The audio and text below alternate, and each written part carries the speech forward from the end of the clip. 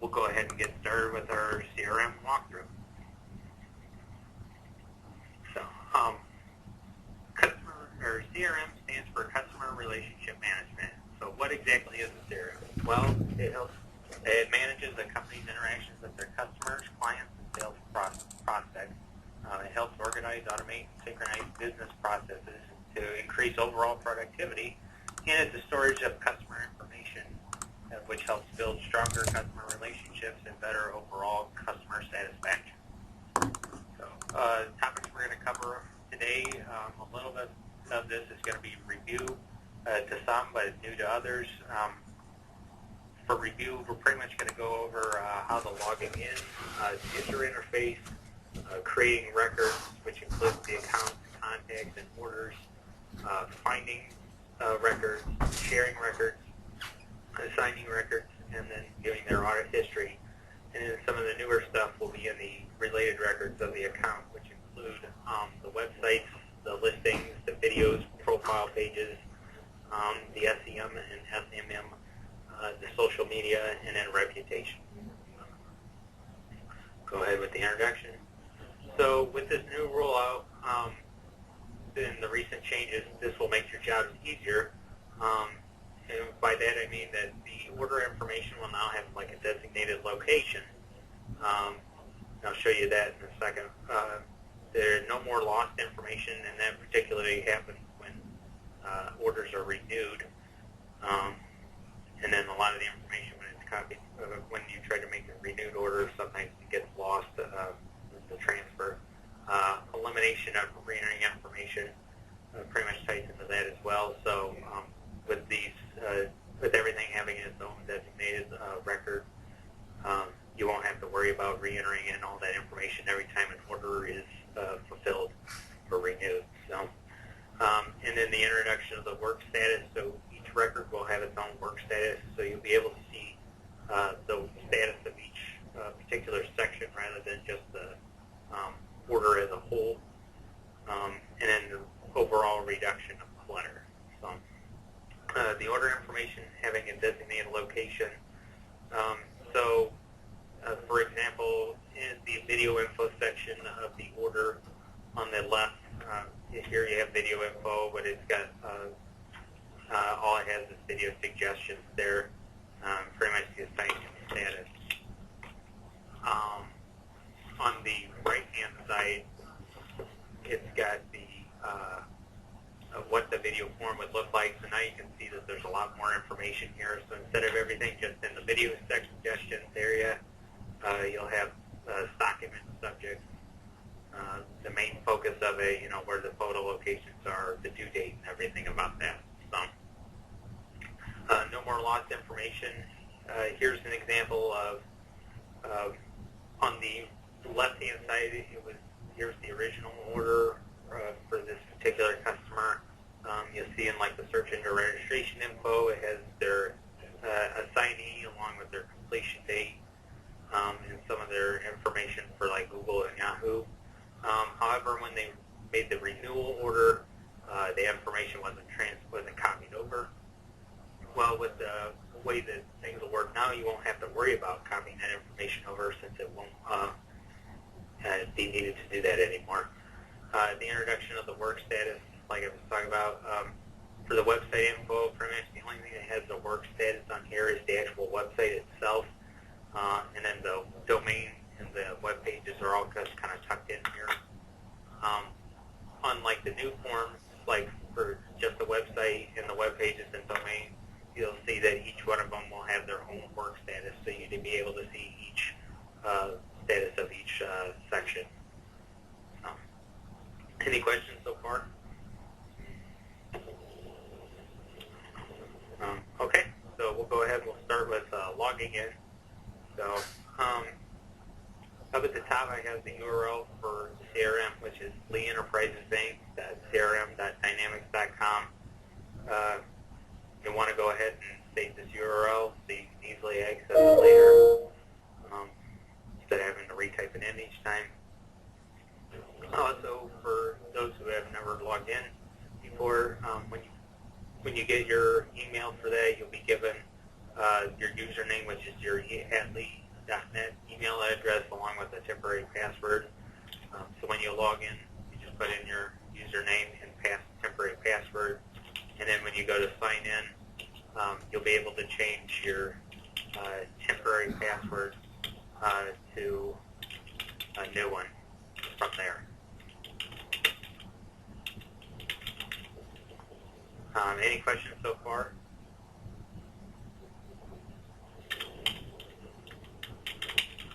Okay, so on the user interface,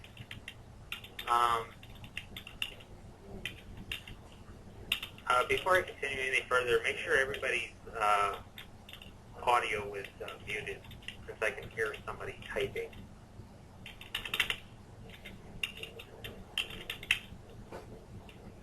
Okay. Anyways, so onto the user interface, we have, here's what it looks like. So at the top, we have like the navigation bar. To the right of that, we have the quick create. Below that, we have the command bar.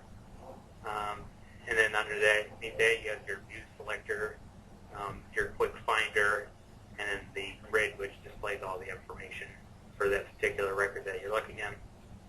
And I'll go through each section. So the command bar, it includes the buttons and tabs that let you quickly access system actions. So here for accounts, you have the new button, and there's an email link button, export to Excel, and then advanced find as well.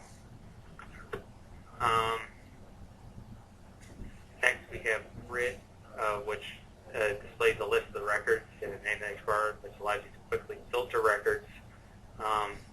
So by default, you'll see like we have the account ID, the account name, the owner, primary contact, name, phone number, market, city, and state. By default, usually the account ID is what it's filtered by, and it usually has the newest one at the top. But if you click on like account name, it'll start filtering those accounts by their name rather than the account ID. Navigation bar, which is up at the top, you'll be able to select what application you want to use. So from here, like if you click on the Microsoft Dynamics CRM drop-down, you can see that we have like the marketing, service, settings, resource center, help, and workplace. For you, you'll always be in workplace, but there are some other sections as well. So settings would be the only other place that you would usually go to, but otherwise you're always going to be in workplace since that has the account number and contact. And so when you click on workplace, then you'll see it's up at the top in the navigation bar, and from there, when you look at the drop-down, you'll be able to access like orders. There's the dashboards, accounts, activities, and contacts. You can scroll to the left and right from here as well to view more. So for example, we also, if you chose accounts from the workplace, you'll see next to workplace up at the top of the navigation bar, there's accounts, and then if you click the arrow next to accounts, you'll be able to view any of the recent accounts that you've viewed, and you can use this in case you want to just jump back and forth between accounts rather than having to go back into the active account list and look for it when you can just look at whatever you've recently viewed. The view selector allows you to switch between the different views, whether they're system views or your own personal views. And the view selector is, you'll see the name of the view, and then next to it will be a drop-down. So for this one, it has active accounts, the view for active accounts. And you can change it by clicking the drop-down arrow next to active accounts, and it would show you the different views. And you can also set a default view by selecting the view that you want to set as default, and then next to it, to the left of the actual name of it, you'll see a thumbtack for it. And when you click on it, it'll change from a horizontal position to a diagonal position, showing you that it's been, that's the default one. So in case you come back to accounts, instead of having to switch the view for each time, you'll just have the default account view. The quick finder allows you to search for specific records. But if you want a broader search, because of the way that it searches, it always searches for the record that begins with whatever you're typing. But if you want a broader search, you would add the asterisk before you search for anything, so it makes a wildcard character, so it only has to search for partial text. So if I wanted to search for an account that had the word test in it, but it didn't begin with the word test, you would put the asterisk before you type in test, and that way it'll search for any records that have the word test in it rather than just beginning with the word test. Any questions so far? Okay, so we'll jump ahead to creating records. Creating new records, what we'll be covering today is how to create an account, the contact, and an order. So creating an account. First thing you kind of want to do beforehand is, if you believe that the customer is already in the CRM, you can, a helpful thing would be to search for it beforehand. That way you don't have to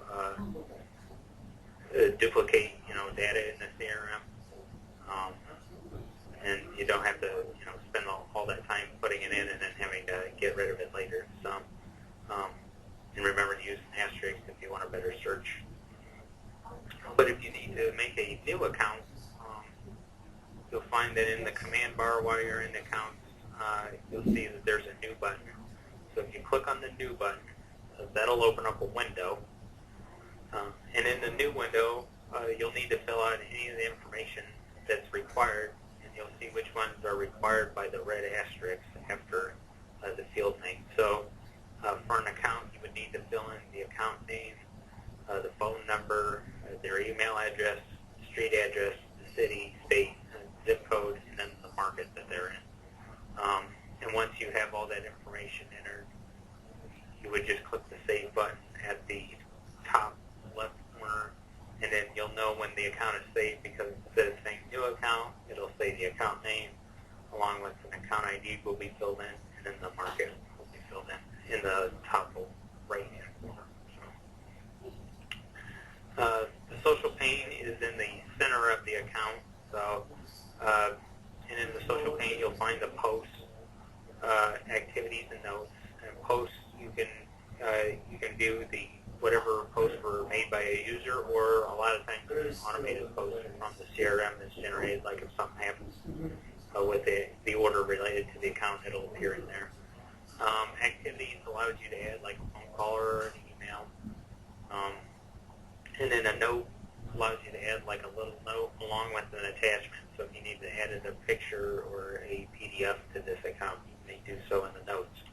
So to add a phone call, you would go into Activities and then click the Add Phone Call button. From there, it'll open up a little window underneath, and then you can type in what your phone call with the customer was about, who the call was with, the direction it was going. It can either be outgoing or incoming, depending on who made the call. And then if you had to leave a voicemail, you would just click the left voicemail checkbox next to that. And then when you're all set, you just hit OK, and that'll add a phone call activity to your account.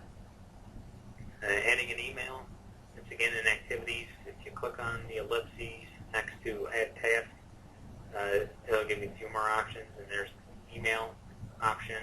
When you click on that, it opens up a window, an email window, and from there it'll have like the from you to the customer, and then it has, you can CC your BCC people along with typing in your subject and then whatever else you need to actually include in the email.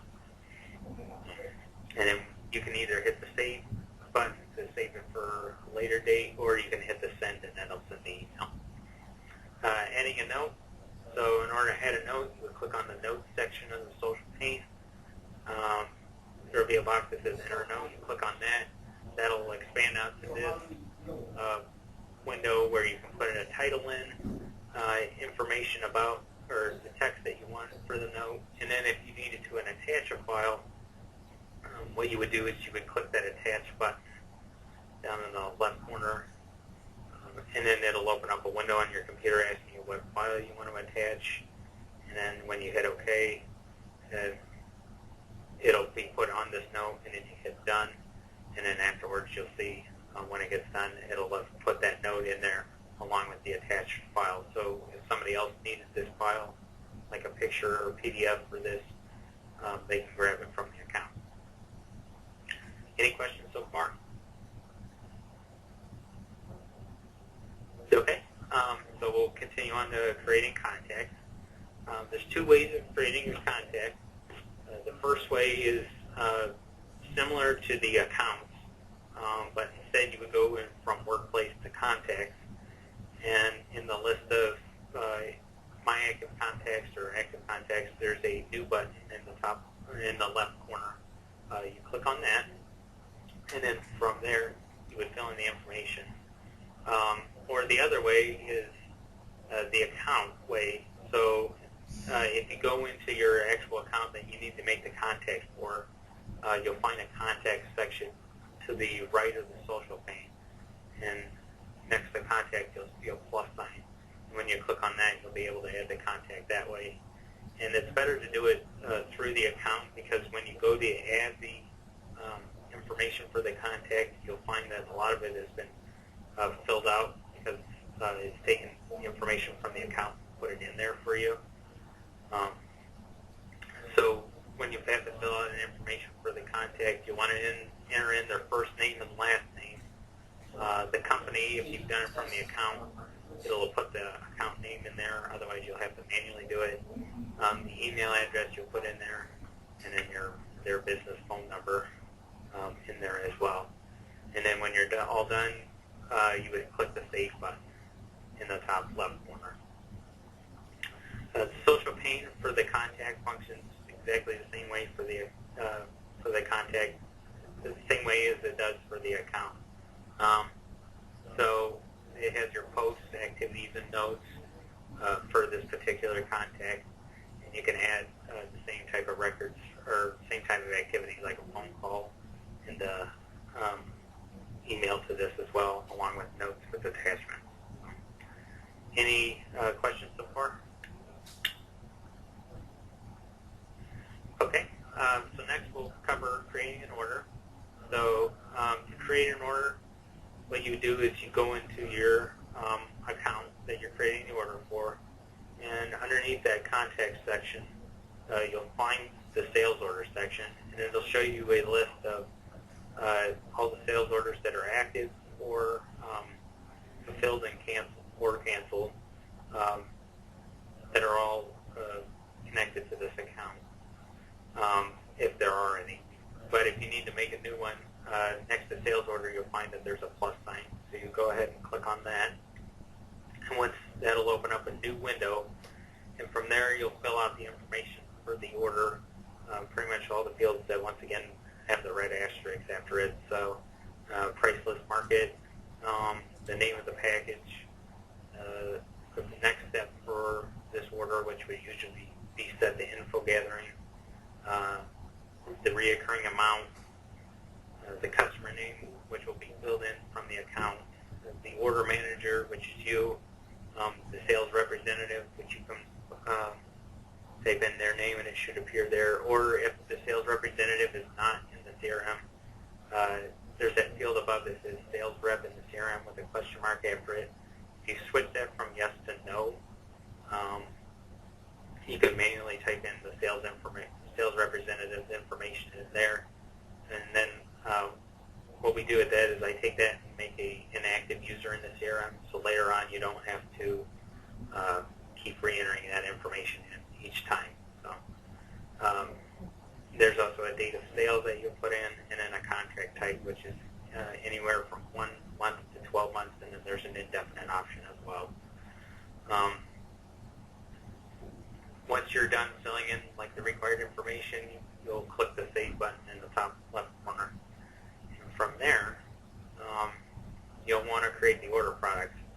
And the beauty about creating an order product is that if an order has multiple pieces to it, so for example, if this order had an 83 package, but they were also getting an email list building along with one order rather than having to enter in a separate order for both the 83 and the email list building product. So that saves you some time that way, and it makes it a whole lot easier. So in order to add an order product, you first have to save the order because it won't let you add it until after your order is saved. But once you do so, you'll find the product section in the at the top of the order window in the center. You'll find a product section, and then in order to actually add it, you'll click the plus button, and from there you'll click existing product, and then it'll have a lookup field for the product, and you'll just type in the name of the product, and it's like every other lookup field. It has to be exact, unless you kind of know, unless you want a broader research, then you would just add the asterisk before it. So for this one, we would just type in an 83. Once we hit enter, 83 appears. If there's something that doesn't appear in that list, you can click on the Look Up More Records button, and that'll open up a separate window letting you look at more records or more products that you need to see.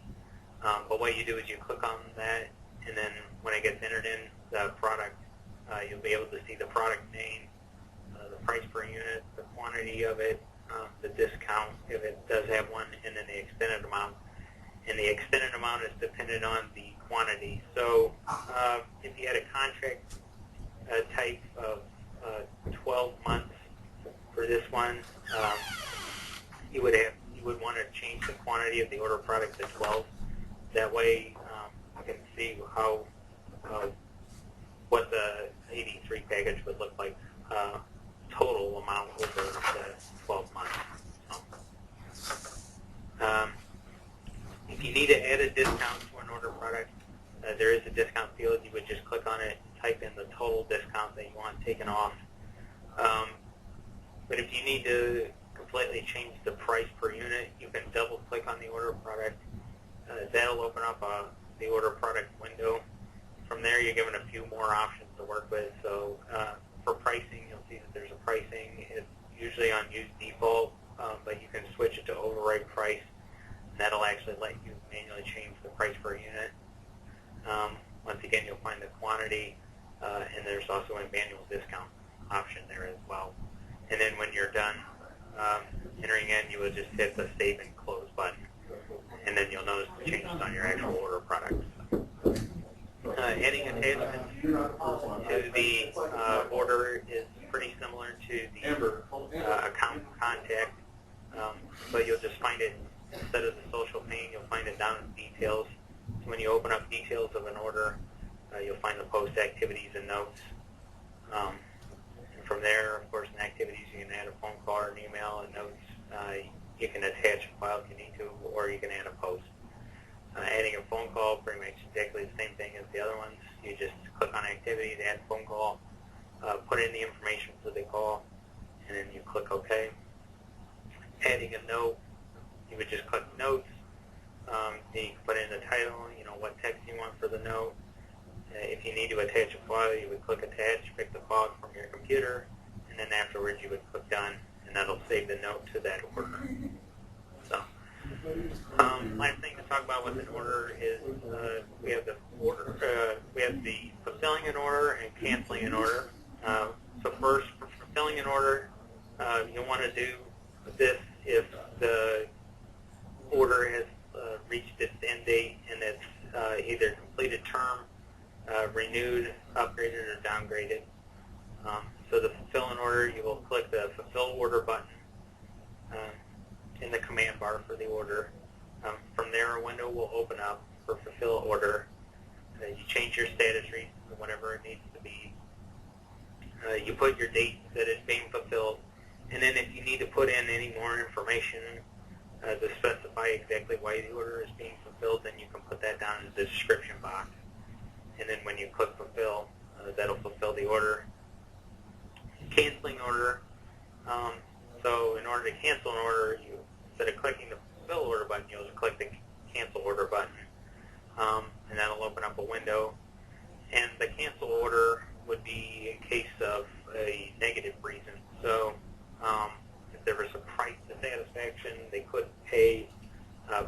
dissatisfaction, company dissatisfaction, you couldn't reach them, customer service dissatisfaction, or there's also an option for other provide descriptions. And from there, you would want to fill in the description box why exactly this order is being canceled. And then you could put in your cancel date, and from there you hit confirm. But the main thing you got to know about fulfilling and canceling an order is that once you either fulfill or cancel an order, the order becomes a read-only document. Thus, you can't make any more changes to it. And so if you needed to make any changes, then you would have to create a brand new order for it, because we can't unfulfill or uncancel an order. So you have to be very careful and absolutely sure that you either want to fulfill an order or canceling an order. Any questions so far? All right. So next we're going to talk about finding and merging records.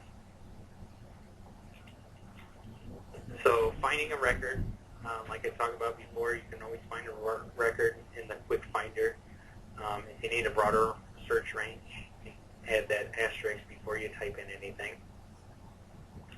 You can also create a view by going into Advanced Find, which you, for in this case, Advanced Find, we have an order, so there's the ellipses next to Export to Excel. You would click on the Advanced Find option. It opens up your Advanced Find window.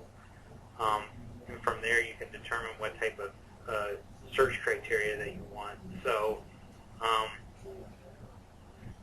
and you can edit it for this one, for orders I own. It's showing you that in the Advanced Find that we've got the orders section, or in the order section. The view that we're looking at is the orders I own. And then you can see what exactly the search criteria for that is. So for orders I own, the search criteria would be that the order manager equals me, or the current user, and that the status does not equal canceled, fulfilled, invoice, any of that, which would mean that the status would equal active. So, and you can always change, you can add or take away any fields that you need by clicking on that details underneath the group and or group or. Click on details, then you can determine what fields you want to look for specifically.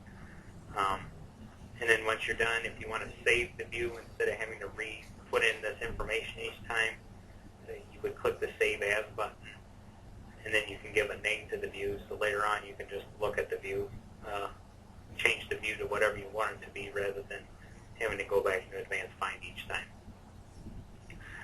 Merging records. So you can merge accounts or contact records. And you would want to do this in case that there were duplicates.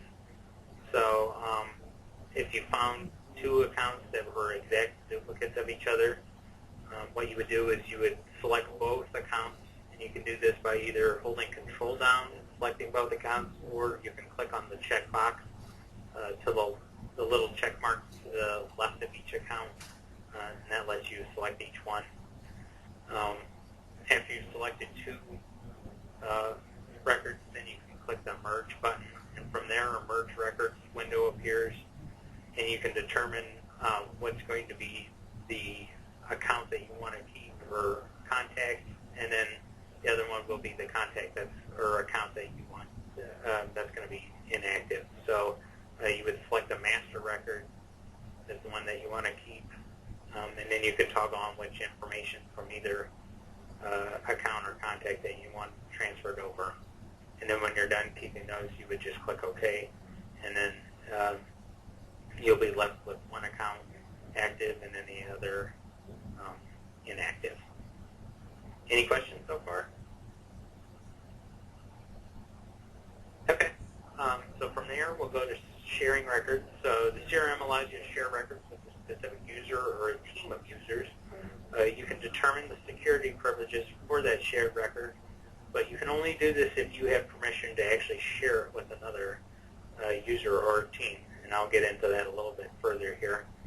So to share an account, what you would do is you would go into the account, and then in the ellipses at the top in the command bar, you'll find that there's a share button, and when you click on that, it'll open up a share account window.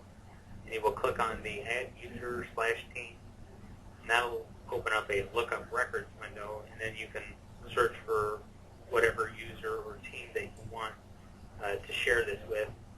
You can either double click on their name, or if you click on the checkbox next to their name and then click Select, that'll add them into that Selected Records window below the little grid box. And then when you have all your users or teams that you want, you will click the Add button. And from there, you'll be able to determine the security privileges for the user or team. And I'll talk about each one of those. So with this one, you'll have the name of the person or the user, and then the read. If you give them read access, they have to have that by default because that's the only way that they'll be able to see the account. If you give them write permission, they'll be able to edit or write the account. Delete allows them to delete an account. Permission to, or a PIN gives them permission to add attachments to this account. Assign gives them permission to assign themselves or somebody else as the owner of that particular account. Or share gives them permission to share with somebody else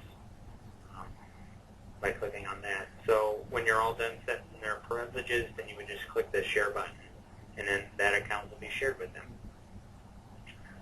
Sharing contacts, the same way about going about it as sharing the accounts, but instead you'll open up the contact, and from there you click the share button, and you click the Add User / Team, and then you'll determine what user or team you want to share with. You click Add, and then add their security privileges. Sharing orders, same basic thing as the rest of them, as the accounts and contacts, except of course you'll be in the orders instead. So you click on the share button, add users or teams, determine the users, click Add, and then give them the privileges. You're also able to share dashboards, and to get the dashboards, you would go into Workplace and Dashboards, and whatever dashboard that you want to share, you'll have it open. You'll click the Share Dashboard button, and from there it's similar to the rest of them. So you would click the Add User / Team, determine your user and then team that you want to share it with, one with types of permissions.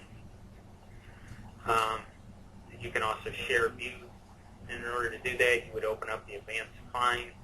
And in Advanced Find, there will be a button at the top that'll say Save Views, and when you click on that, that'll give you a list of all the saved views that you're able to view.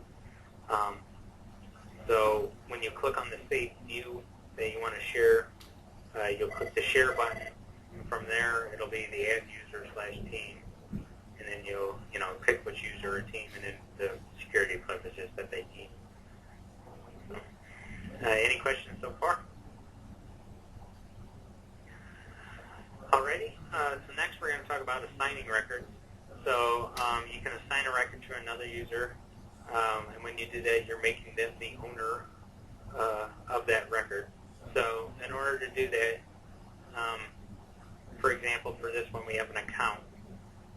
So what you would do is you would select the account, and then you would click the Assign button, which is in the ellipses, which lets you see the other options if they aren't immediately viewable. And from there, it'll open up the Assign Account window. And then you can either determine if you want to assign the account to yourself, which would be the Assign to Me option, or if you want to assign to another user or team, you would click the Assign to Another User or Team option, and then type in the name of the user or do the lookup. And then when you're done, you would click Assign, and then that makes them the owner of that particular record. Any questions about that? Yes, I have a question. Okay. Do you have to do this every time we enter a new account? Is that a must step? No, that's only the only reason why you would want to do this is if you needed to transfer that account to somebody else. Okay. So, swap with for a sales rep or something? Right. If sometimes when we do this, where we'll get notified like an outside market user, no longer works for a particular paper, then we go in and we reassign all of these all their accounts to whatever user it needs to be reassigned to. But a lot of at least people at Lead Local, like when our sales representatives make a sale, after they've made like their account order, then that gets reassigned to our account managers. Oh, okay. Okay, Yep. great. But like I said, if you needed it to assign to anybody else, then here's how to show you. Any other questions? Okay. So from here, we're going to talk about the audit history. And you can actually view the audit history for accounts, orders, and contacts. So in order to view an audit history, for example, for an account, up at the top in the navigation bar of the opened account, you'll find that there's an account with a drop-down, and then next to it will actually have the name of the account. And when you click on the drop-down next to it, you'll find you get a list of options, and one of them will be audit history. When you click on audit history, it'll bring up a list of all of the audit history for that particular account that you're looking at. So in the audit history, you'll see for each line, you'll see like the change date, so the date that a particular field was changed, who it was changed by, so that'll show you the user it was changed by, the event. So like when you first create an account, you'll see that there's a create event, and that'll show you all the fields that got created. If there's an update to something, then you'll see an event update. And then next to that, you'll see the change field, so it'll show you what field actually got changed. Then you'll see the old value, so if there was an old value to that particular field, then it'll be displayed there, otherwise it's blank. And then the new value will show what goes into there.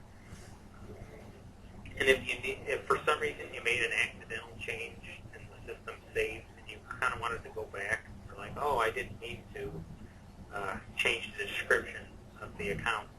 Well, if you view the audit history, you'll be able to you'll see the description as the change field, then you'll see what used to be in the old value for that description. From there, you can actually copy and paste or copy information and put it back in that way. You can also view a particular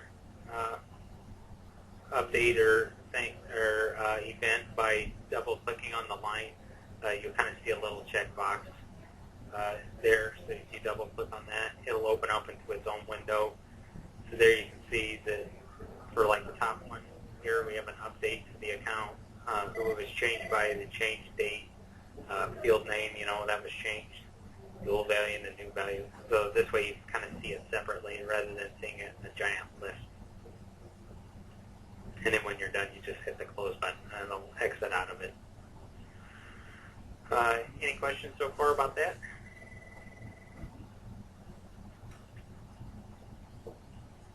Okay, so from here we're going to cover the related records, which is the newer stuff that we're including with our CRM rollout. And the related records you will find in the account. So underneath the map of in the account, you'll find that there's 4 sections. In the last section, we'll say related records. When you click on that, that'll expand the window, and you'll find all of the records that are related to this particular account. So you'll be able to find like any orders. There's marketplace offers, and then the new ones we'll have are the listings, websites, videos, profile pages, domains will all be included down there. And so you can also view our related records by, if you go up to the top where you went to go view the audit history, you click the drop down next to the account name. If you scroll to the left or right, you'll be able to see there's like marketplace offers, the listings, videos, websites. If you click on any of those, like for videos example, it'll just show you any of the related videos that are related to this account. And from there, we'll jump into the first one. So we'll talk about the website records. And with those, there's web pages and domains as well. So here's the view of the website form. And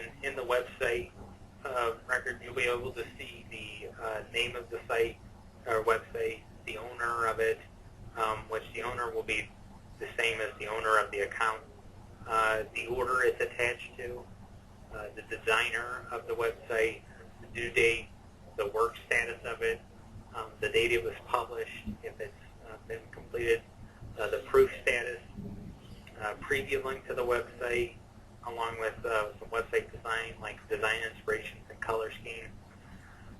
And on the right, you'll see that there's account information. So when you enter in the account, it'll display information below it.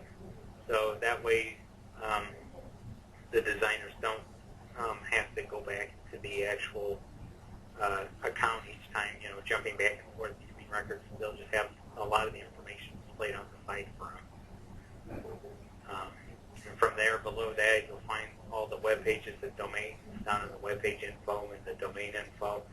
So any web pages or domains that are related to this website.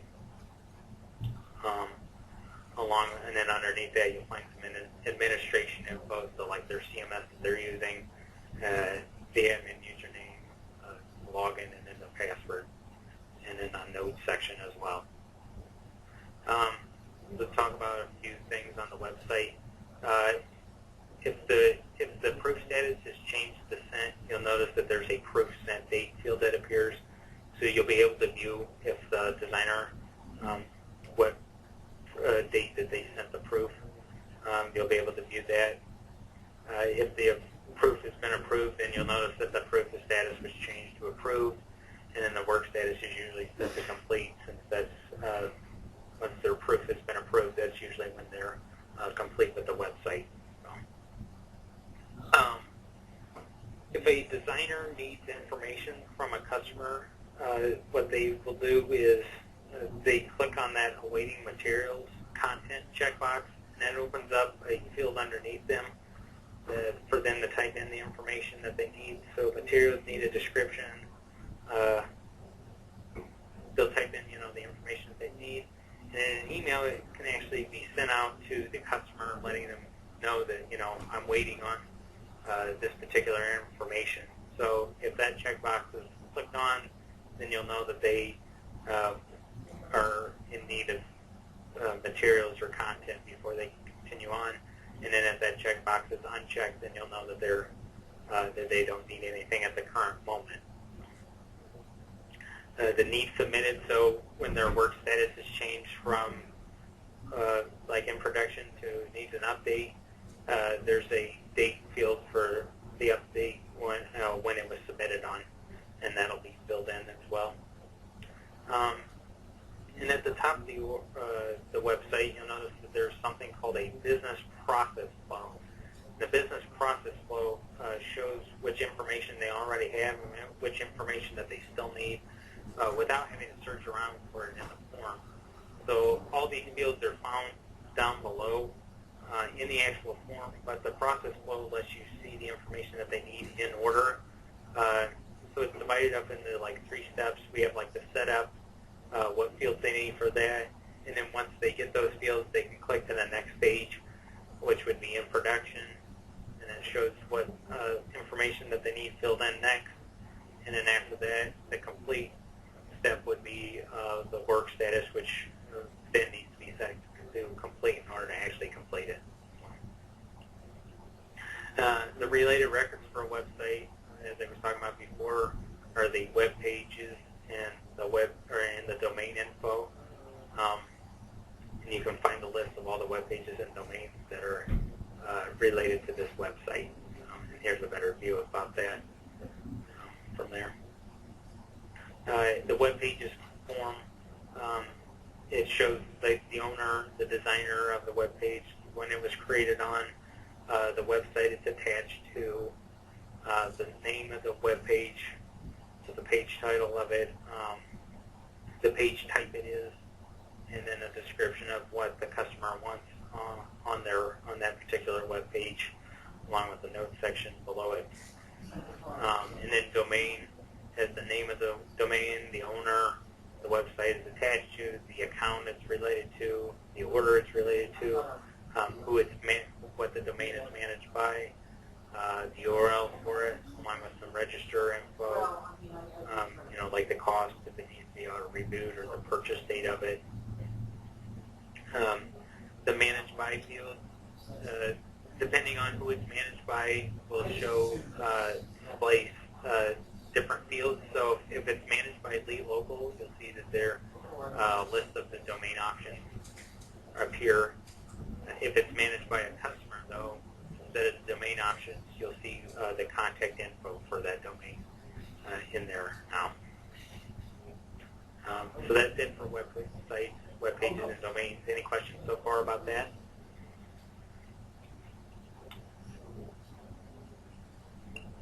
Okay, so from there we're going to go on to listings then. So in the listings form, you'll be able to see the name of the listing, the owner of it, the account it's related to, the order, the market it's in, the type of listing site it is for. So there's like the Google, Yahoo, Bing, reputation management, monitoring, have a few other ones.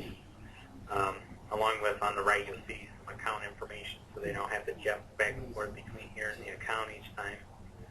And then also underneath all that, you'll see the summary, which has the work status of that particular listing, the verification type for the listing, who the assignee is, the URL, username for it, unique ID or password, and then reputation info in there as well for when reputation monitoring or managing needs to use the listing, and then a notes section. The verification type, depending on what it is, so if there's an automated call, you'll be able to see how many voicemail attempts there were for that verification, or if it's set to postcard, then you would be able to see all the PIN attempts for that. There's also once again, there's an awaiting information checkbox, so if that's checked on, you'll be able to see what information that the assignee for this listing is awaiting down in the awaiting information details section. And there's also a retention checkbox, which when that's checked, then the assignee fills in the reason for why it was sent to retention down in the retention reason below that. And there's a better view of that. Any questions about listings? Okay, so from there we're going to talk about videos. So the video form, it'll show you the name, the owner, the preview link, if there is one, the order for it that is attached to status reason, the work status of the video, the assignee, the due date of it, completed on date when it's completed, along with the photo locations, the subjects of the stock images, the main focus of it,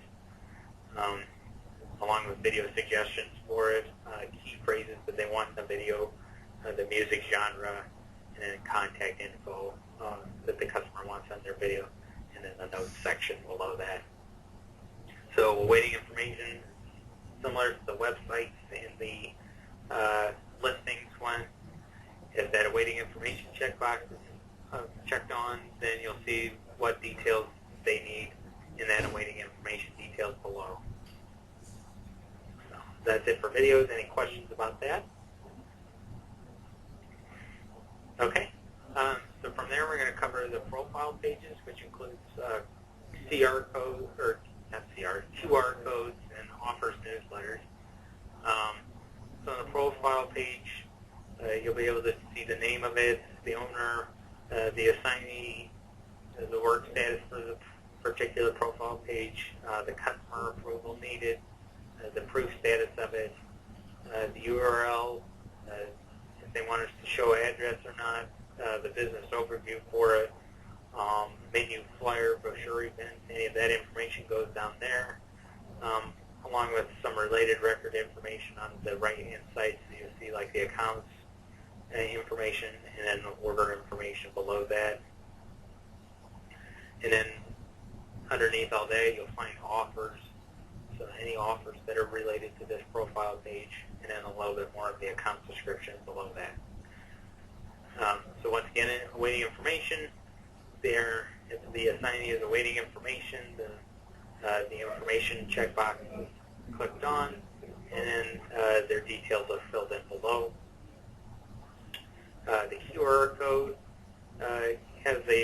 shows you the URL, the owner, the QR code type, the order it's attached to, the account information, the description for this particular QR code type, and then depending on what it is, then they'll fill in the fields for, like, if it's a text note type QR code, they'll fill in a text note.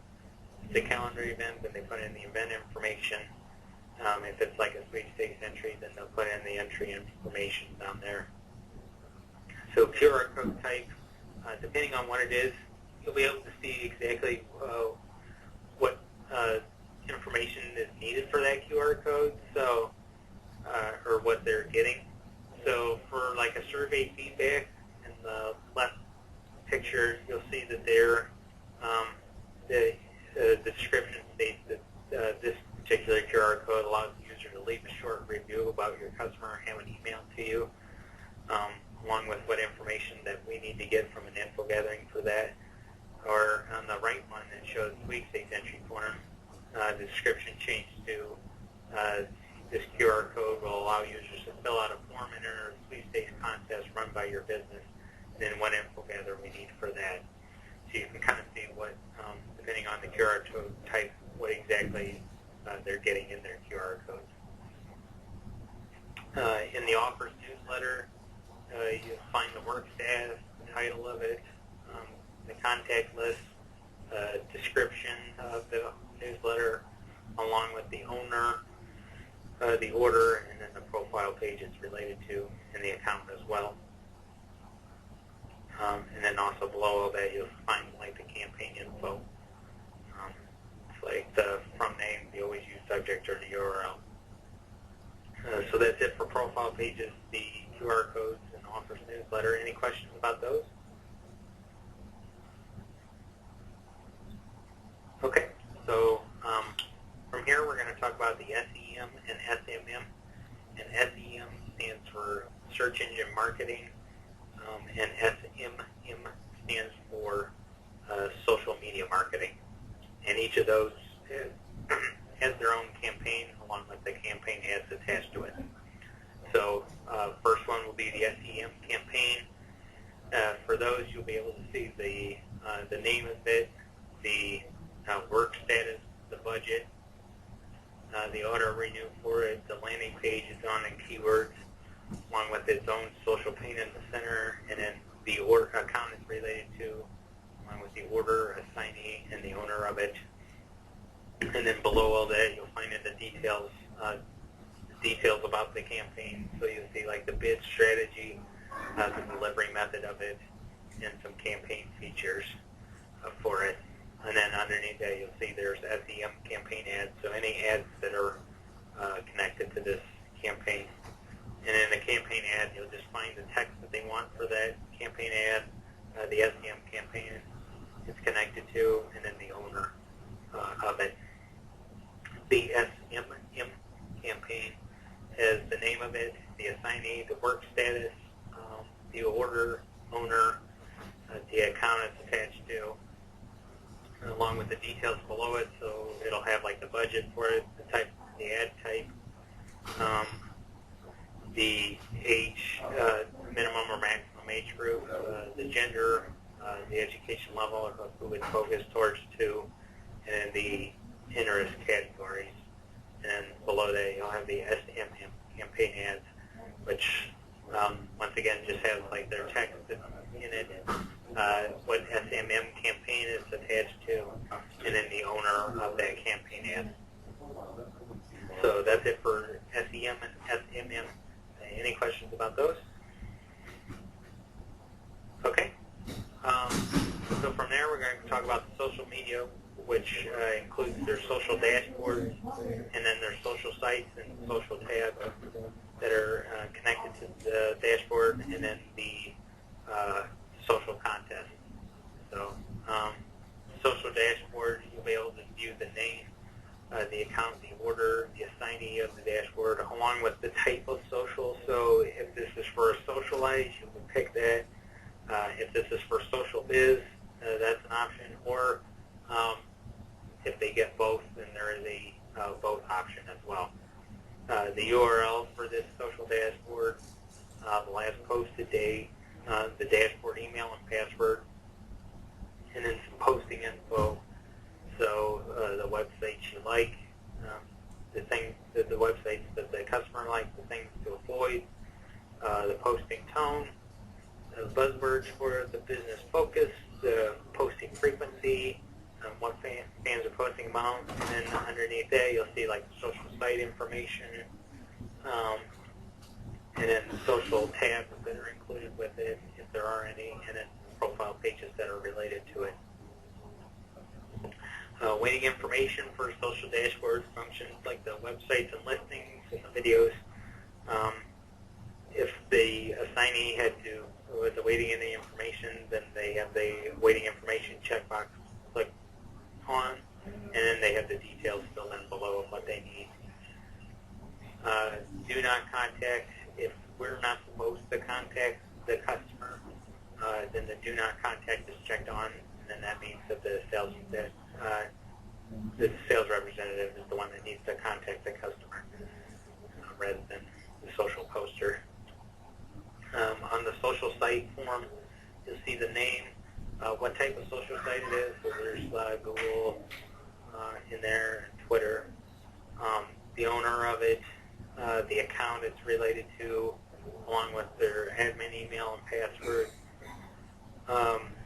The business, if it's personal or business-related social site, if posts are allowed, and then how many posts per week, and then a notes section in the center of that. If the social site is set to Facebook and Twitter, there's also an option that appears if we need to create an account for, if the customer wants us to create an account for either Facebook or Twitter, that'll either be toggled on yes or no. And then the social tabs has the name, the description of what they want the tab, along with the owner of it, the assignee for the tab, and the account, and then the social opinion section in the center with notes and posts for that. The social contest, so if the customer gets a social contest, in the summary you'll find like the name of the contest, the start date of it, the end date of it, the type of contest is going to be, the work info has the work status, the assignee of it, and then a description below shows you the description of what the information that they want in that particular contest, along with the owner, and then the account and the order that it's related to. That's it for the social media stuff. So we have the dashboard, the social sites, the tabs, and the contest. Any questions about those?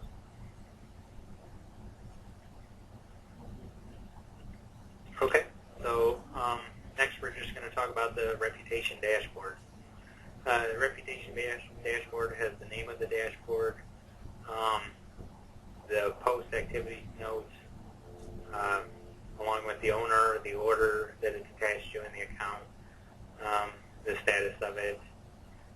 In the details, you'll find like the alert frequency that they want for their dashboard. So if it's, alert frequency is weekly or monthly or daily, business category they're in, the service keywords, common business names, Twitter searches, the different alert types on the right-hand side,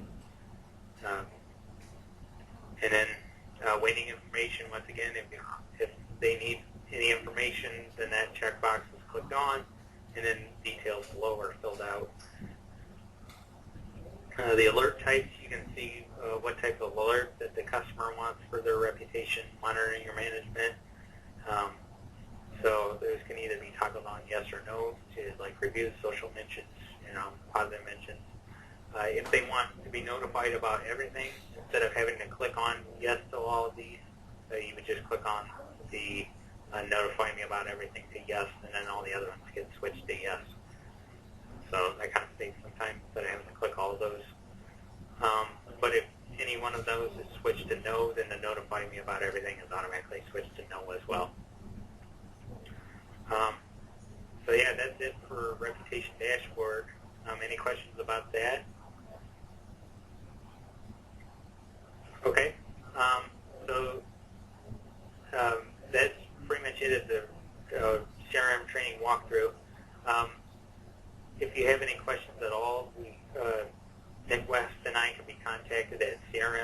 leelocal.com for anything that's CRM related.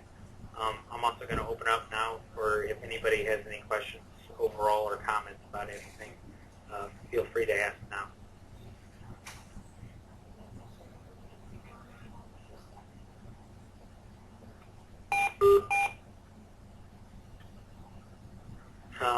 Okay. If nobody has any questions, that's it for this then. Like I said, if you guys need it, if you have any additional questions, or comments that you come up with later, feel free to contact us at crm@leelocal.com. And so from there, I'd like to thank you all for attending this presentation, and I hope you all have a good day. Thank you.